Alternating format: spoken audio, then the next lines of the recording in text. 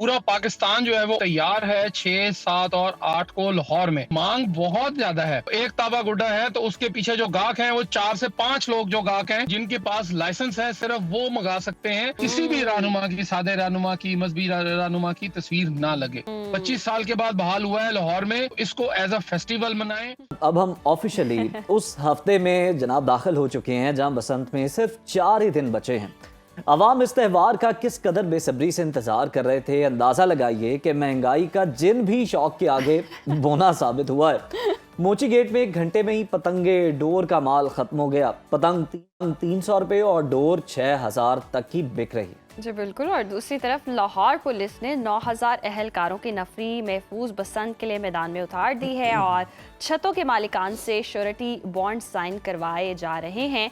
बसंत एक त्यौहार नहीं रहा, समाजी और इंतज़ामी जिम्मेदारी भी बन चुकी है, जहां सेफ्टी रॉड्स, आसमान को छूती पतंगों और डोर की कीमतों की शक्ल में शौक की कीमत अदा की जाएगी।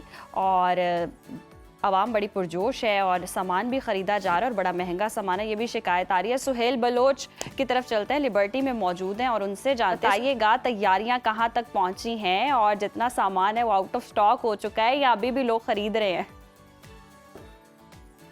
जी, बसंत की तैयारियों के हवाले से बात करें तो अरूज पर हैं। लाहौरी बहुत ही एक्साइटेड है कि बसंत मनाने के लिए और उसकी तैयारियां जो हैं वो ज़ोरों शोर से जारी हैं। जहां पतंग और डोर की ख़रीदारी का आगाज़ हुआ तो लोगों की बड़ी तादाद जो है उन्होंने मोची गेट का रुख किया, जहां पर डोर और पतंगों की कीमतें जो हैं वो आसमानों को छूने लगी, क्योंकि इंतज़ामिया की जानिब से ऐलान तो कर दिया गया है कि हम इस पर रेट लिस्ट जो है वो फराहम करेंगे, लेकिन जो बाज़ार है वहाँ पर मन मर्जी के रेट वसूल किए जा रहे हैं। अगर जो 2 पीस का पिन्ना है उसकी कीमत की बात करें तो 12,000 रुपये तक फ़रोख्त किया जा रहा है। जो तावा है उसकी जो मार्केट में इस वक्त फ़रोख्त हो रहा है हल्के कागज़ के साथ 500 रुपये का वो फ़रोख्त हो रहा है, जबकि 1.5 तावा जो है उसकी कीमत 800 रुपये तक ये तो यकीनन कीमतें तो बहुत ज़्यादा हैं, लेकिन ये बताइएगा अवाम कितने पुरजोश हैं? महंगाई के बावजूद अवाम जो है सामान धड़ाधड़ खरीद रहे हैं, क्या तैयारियां हैं अवाम?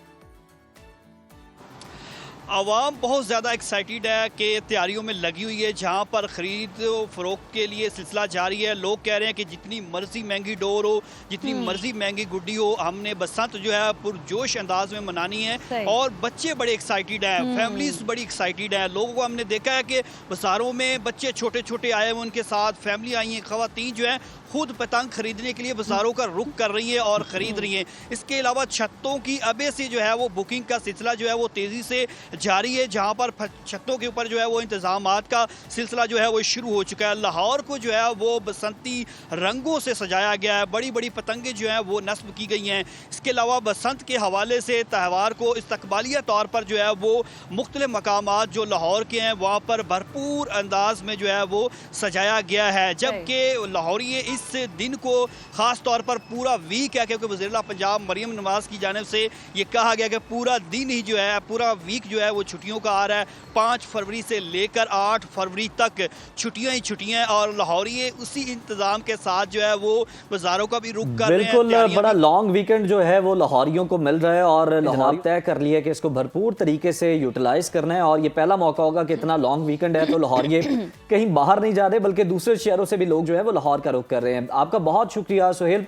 ब्यूरो चीफ लाहौर अरसलान रफीक भट्टी हमारे साथ मौजूद हैं, उनसे भी तफसीलात हासिल कर लेते हैं कि जनाब हुआ क्या, रातों रात स्टॉक ख़त्म किस तरह से हो गया, कीमतें इतनी ज़्यादा होने के बावजूद लोग अभी भी जनाब पतंगों के हवाले से ख़रीदारी के लिए जोशो खरोश रखते हैं, जज्बा रखते हैं, तैयारी रखते हैं, माल पानी रखते हैं। तो अरसलान बताइएगा कि चीज़ें महंगी भी हैं, लोग खरीद रहे जा रहे हैं, लेकिन सामान आगे से नहीं मिल रहा, ये हुआ क्या? बहुत शुक्रिया आपका। बात यह है जी कि 20-25 साल के बाद ये बसंत आई है, तो लोग लाहौरिये तो हैं ही हैं। लाहौर से जो बाहर के लोग हैं, जो लाहौरियों के अजीज़ो कारिब हैं, वो बहुत बड़ी तादाद में, बल्कि पूरा पाकिस्तान जो है वो उमड़ आने को तैयार है 6, 7 और 8 को लाहौर में। जो अभी बता रहे थे कि जी 1 तावा, पौना तावा, 1.5 तावा, ये तकरीबन 500 से ऊपर ही चले गई हैं इनकी कीमतें। स्टॉक इसलिए महदूद है कि लाहौर में बहुत सारा इस तरह के जो लोग थे जो पतंगे बनाते थे, बहुत सारों ने शिफ्ट कर लिया अपना कारोबार। लेकिन अब दोबारा चूंकि शुरू हुआ है तो लोग दोबारा हुए हैं। कुछ पेशावर से, वहां से भी आया है, उसके बाद कराची से बहुत बड़ी तादाद में सामान जो है पतंगों का, डोर का वहां से आ रहा है, और उससे कुछ कंट्रोल जरूर होगा कुछ 1-2 दिन के अंदर। लेकिन चूंकि मांग बहुत ज्यादा है, अगर एक गुड्डा लेना है आपने, जो एक ताबा गुड्डा है, तो उसके पीछे जो गाहक हैं वो 4 से 5 लोग जो गाहक हैं वो मौजूद हैं एक गुड्डा लेने के लिए। तो फिर जाहिर है उसकी जो रसद जो है वो कम है, यानी सप्लाई कम है, और उसकी जो डिमांड है वो बहुत ज्यादा है। इसी तरह डोर का भी हाल है कि जो अरसलान, जिस तरह से आप बता रहे हैं कि दूसरे शहरों से भी सामान बाय किया जा रहा है, तो ये क्यूआर कोड की जो पॉलिसी है वो फिर किस तरह से अमल दरामद होती है, और सिर्फ क्या बायर ही जो है वो जो आगे बेचने वाले हैं वही खरीद रहे हैं, या आम आवाम भी खरीद सकती है दूसरे शहरों से? नहीं, अभी तो ये जी कि जो जिनके पास लाइसेंस है सिर्फ वो मंगा सकते हैं, और उनसे वो लाके यहाँ पे जहाँ भी उनकी दुकान है या उनका ठेला है या उनका पॉइंट है वहां पे बेचेंगे। वो क्यूआर कोड उसको लगाएंगे, उनकी जिम्मेदारी है। अभी आम आवाम जो है डायरेक्टली नहीं खरीद सकते। लेकिन इन तमाम बातों के बावजूद, चूंकि आपको पता है लाहौरिये फिर लाहौरिये हैं, उन्होंने कहीं ना कहीं जुगाड़ लगा लेना है, और ये है कि डायरेक्ट भी लोग खरीदेंगे, और किसी जानने वाले को जिसके पास ये ठेका होगा या जिसके पास लाइसेंस होगा, क्योंकि बहुत सारे लोगों ने लाइसेंस अप्लाई किया, कुछ रह गए, लेकिन हुकूमत ने इसकी जो तारीख थी वो अजरा की वो बढ़ा दी थी। तो अभी 7-8 तक जो है, यानी आखिरी दिन तक जो है वो लाइसेंस मिल सकेगा, और वो लोग खरीदारी लेकिन अरसलान, जहां इतने एसओपीज थे वहां कीमतों के हवाले से भी कुछ बता देते, क्योंकि कीमतें तो आसमान से बातें कर रही हैं। आप ही बता दें, एक पिन्ना कितने का मिल रहा है?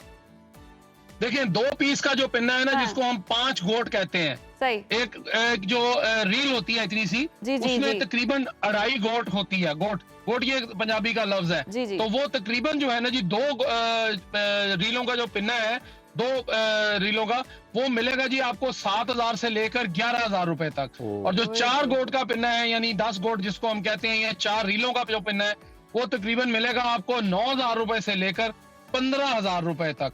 और जो पौना तावा गुड्डा है वो मिलेगा आपको 250 रुपए का।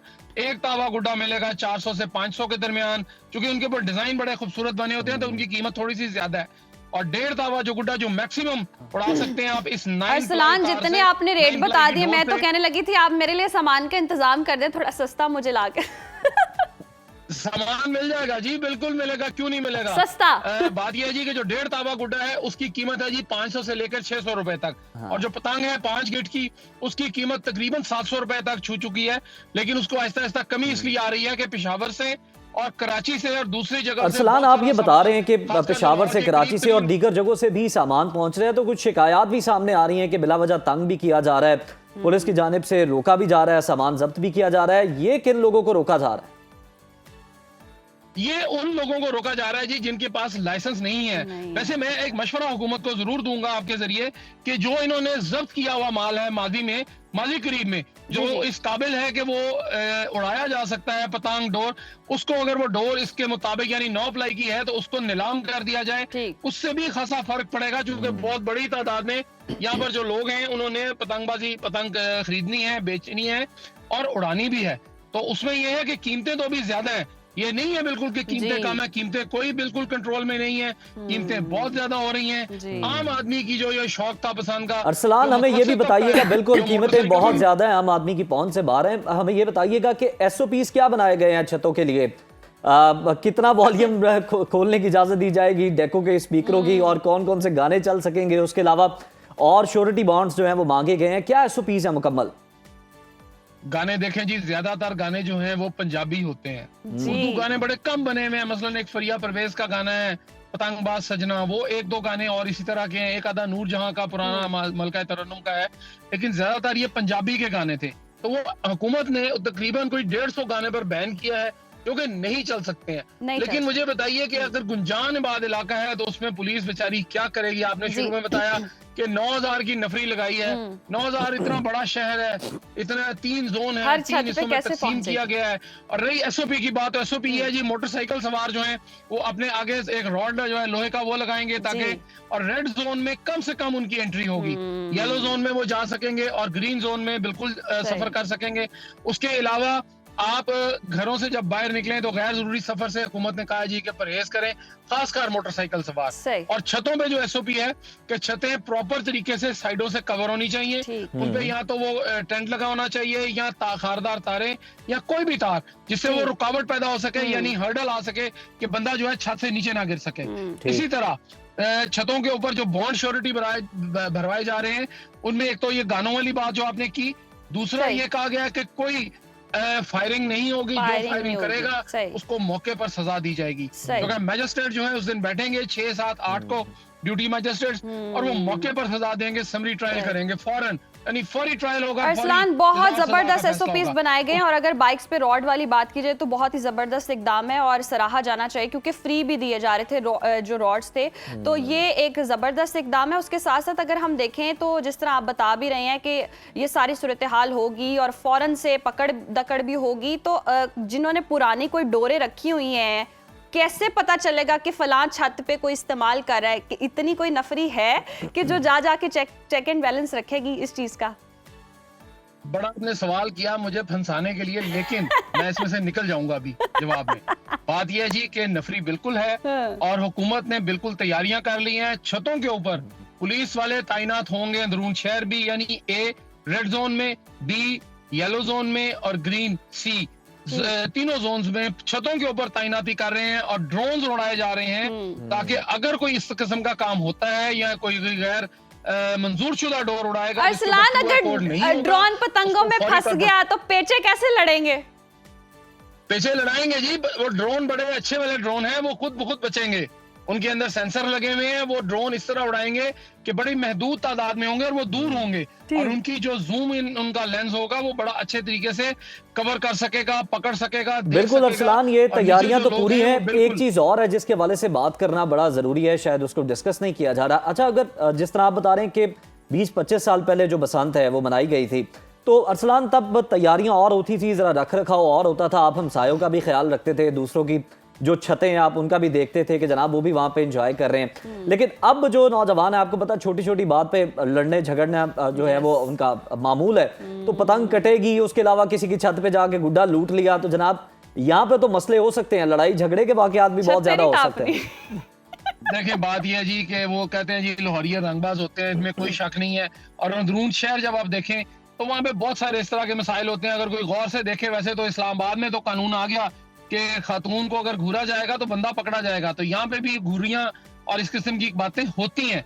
देखिए छोटे छोटे झगड़े तो होंगे, लेकिन बात यह है कि कोई बड़ा झगड़ा ना हो, या कोई ऐसी फायरिंग वाला वाकया नहीं होना चाहिए, कोई लड़ाई मार कुटाई नहीं होनी चाहिए। लेकिन चूंकि पतंग जब कटती है तो जाहिर है लोगों को गुस्सा भी चढ़ता है और लोग दूसरे जो है वो बड़े नारेबाजी करते हैं, तो इसमें ये जरूर है, ये आंसर है, लेकिन इसको भी खेल के तौर पर लेना चाहिए। मैं शहरियों से यही अपील करूंगा कि ये जो पतंगबाजी है ये खेल है, इसमें कोई सीरियसनेस नहीं आनी चाहिए। बिल्कुल अरसलान, जिस तरह आप बता रहे हैं कि ये खेल है, और जिस तरह अगर हम देखें, हमने बचपन में जो बसंतें देखी वो बड़ी जज्बाती, बड़ी एंटरटेनिंग, और हमें पता भी था, कोई रूल्स भी पता थे, गुड्डी लूटने के भी रूल पता थे, छत पे जाके गुड्डी पकड़ने के भी रूल पता थे। लेकिन अब ये जो नई जेंजी है, ना उन्हें तालाबों का पता है, ना उन्हें कन्नी देने का पता है, जेंजी को तो नहीं पता, तो वो तो चले जाएंगे। एक बच्चा भी था, वो ट्रांसफार्मर के पास चला गया था, तो ये कितने चैलेंजेस होंगे? देखें बात यह जी, मुझे नहीं पता कि आप तो, आपकी उम्र इतनी नहीं होगी कि आपने अभी बसंत में मनाई हो। नहीं, छोटे छोटे हमने देखी है बसंत। देखिए अच्छा, बहुत छोटे होते आपने फिर देखी होगी, क्योंकि मैंने ये खासी सारी बसंतें मनाई हैं। मेरी वालदा अल्लाह बख्शे और मेरे वाले साहब मुझे बताते होते थे, फिर हमने सीखी उनसे।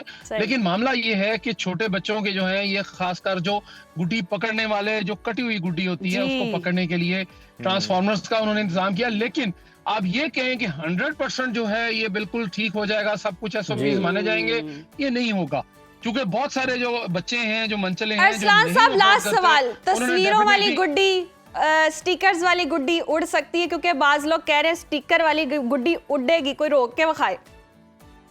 बात यह है जी कि आसमान इतनी सारी रंग बिरंगी पतंगों में होगा आसमान के ऊपर, लेकिन उसके ऊपर अगर कोई स्टिकर लगा देता है, वैसे तो देखें गवर्नमेंट ने हर तरह कोशिश की है कि किसी भी सियासी रहनुमा की, किसी भी रहनुमा की, सादे रहनुमा की, मजहबी रहनुमा की तस्वीर ना लगे, और ये अच्छी बात है, क्योंकि वो गुड्डी जब फटेगी उस बंदे की तस्वीर उसके ऊपर हो सकता है, उसका नाम भी लिखा हो, और उसमें मोहम्मद, अहमद और जो हमारे इस्लामी नाम है, तकरीबन सारे इस्लामी नाम है, तो इस तरह के नाम जब आएंगे और वो पाँव के नीचे आएगी तो वो बेहुरमती होगी। बेहुरमती हुकूमत ने होगी। इस नजरिए से इसको सही। बैन किया और कोई वजह नहीं है। लेकिन लोगों को ये चाहिए कि चैलेंजेस तो हैं, ये मुमकिन नहीं है कि 100% SOP पर अमल हो जाए, 100% सारा कुछ ठीक हो जाए। क्योंकि जो मैंने आपको पहले बात कर रहा था कि लोग क्लच की तारें जो है अभी से लोगों ने क्लच की तारें लेना शुरू कर दी हैं। सही। कल मैं मार्केट से गुजरा छुट्टी वाले दिन, तो वहां पे वो जो पुरानी तारें थी, वो 2-3 लोग जो थे बच्चे, वो इकट्ठी कर रहे थे जी कैसी पतंग उड़ानी है। लेकिन अब उनको अब कैसे रोक सकेंगे? कैसे रोक ये मुमकिन नहीं है। लेकिन हमें ये जरूर चाहिए, वालिदैन को चाहिए कि ये एक फेस्टिवल आया है, बहाल हुआ है, 25 साल के बाद बहाल हुआ है लाहौर में, तो इसको एज अ फेस्टिवल मनाएं और अपने बच्चों को ये बताएं कि जी क्लच बच्चों की को तार बताएं नहीं और लगानी ख्याल है। रखें। बहुत शुक्रिया अरसलान रफीक भट्टी आपके वक्त का। और वाकई इतने अरसे बाद एक फेस्टिवल आया, उसको फेस्टिवल के तौर पे मनाइएगा, सियासत की नजर ना कीजिएगा।